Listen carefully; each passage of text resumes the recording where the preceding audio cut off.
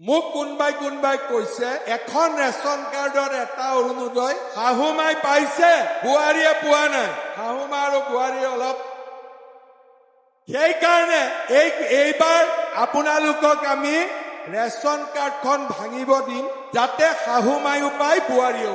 লগতে আৰু এটা লাভ হ'ব, শাহুমা আৰু বোৱাৰী দুখন ৰেচন কাৰ্ড হলে দালি পাব 2 কেজি, চেনি পাব 2 কেজি, মিঠাতেল পাব 2 লিটাৰ, হয়নে নহয়? কিন্তু ঘৰখন নাভাঙিব, পাকঘৰটো একে থাকিব, খালি ৰেচন কাৰ্ডে ভাঙিব। বোলে মামাই কৈছে ঘৰে ভাঙি দিলো। এই যিখন ৰেচন কাৰ্ড আপুনি দেখা পাই আছে, এই ৰেচন কাৰ্ড থাকিলে আপোনালোকে কিন্তু অৰুণোদয় আঁচনি এখন ৰেচন কাৰ্ড দুগৰাকী মানুহে আপোনালোকে অৰুণোদয় আঁচনিখন লাভ কৰিব।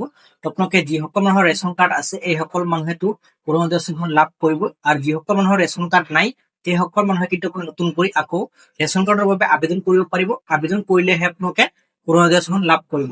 তো বৰ্তমান কিন্তু অৰুণোদয় মানে 4.0 নতুন কৰি আবেদন কৰিব পাৰিব। যিসকল মানুহে 9,000 টকা লাভ কৰা নাই এই সকল মানুহে আপোনালোকে 9,000 টকা লাভ কৰিব। ইলেকশ্যনৰ পাছতহে আপোনালোকে 9,000 টকা লাভ কৰিব।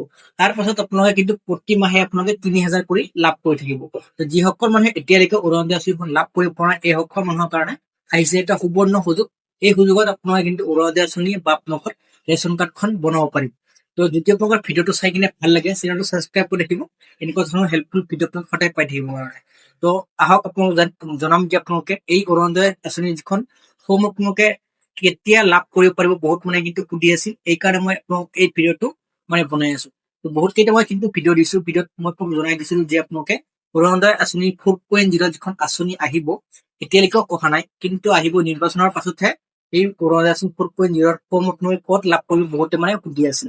তো আপোনালোকে এই ফৰ্মখন আপোনালোকৰ গাঁও পঞ্চায়ত বা আপোনালোকৰ যিটো মানে ভোট কেন্দ্ৰৰ যিটো বিএলঅ আছে এই বিএলঅ তাতেও কিন্তু আহিব পাৰে। এইটো মই আপোনাক মানে 100% গেৰাণ্টি নিদো। তো আপোনালোকে অৰুণোদয় 3.0 এনেকে এই ফৰ্মখন মানে আহিছিল, এই কাৰণতে মই আপোনাক জনাই দি আছো। অৰুণোদয় 4.0 এনেকুৱা ধৰণে আহিব পাৰে, বা আপোনালোকৰ ব্লক পৰ্যায়তো কিন্তু এই ফৰ্মখন আহিব পাৰে। তো যিসকল মানুহে এতিয়ালৈকে অৰুণোদয় 4.0 বাবে আবেদন কৰিম বুলি ভাবি আছে এই সকল মানুহৰ কি কি ডকুমেণ্টছ লাগিব মই আপোনাক জনাই দি আছো। প্ৰথমতে লাগিব আপোনালোকৰ ৰেচন কাৰ্ডখন। ৰেচন কাৰ্ড যিসকলৰ আছে এই সকলেতো আবেদন কৰিব পাৰিব। আৰু মই আপোনাক জনাই দিলো যে যিসকলৰ ৰেচন কাৰ্ড নাই এই সকল মানুহে আপোনালোকে নতুন কৰি ৰেচন কাৰ্ড বনাব পাৰে। তো মই আপোনাক নেক্সট ভিডিঅ'ত দেখুৱাই দিম যে ৰেচন কাৰ্ড কেনেকে এপ্লাই কৰিব পাৰে, মই আপোনাক নেক্সট ভিডিঅ'ত দেখুৱাই দিম। তো যিসকল মানুহে আবেদন কৰিব প্ৰথমতে ৰেচন কাৰ্ড লাগিব, দ্বিতীয়তে আপোনালোকৰ voter card, bank passbook, active থকা মোবাইল নম্বৰ, আপোনালোকৰ এই কেইটা ডকুমেণ্টছ থাকিলে আপোনালোকে অৰুণোদয় আঁচনিৰ বাবে আবেদন কৰিব পাৰিব। তো এয়া আছিল একদম গুৰুত্বপূৰ্ণ আপডেটবোৰ দিবলগীয়া। যদি আপোনালোকে কিবা মানে জানিব বিচাৰে নিশ্চয় কমেণ্ট কৰি জনাব, মই আপোনাক ভিডিঅ' আগত মানে ভিডিঅ' বনাই কিনে আপোনাক জনাই দিম। আজিলৈ ভিডিঅ'টো ইমানতে সামৰিছো। নেক্সট আন এটা ভিডিঅ' সকলোকে লগ পাম।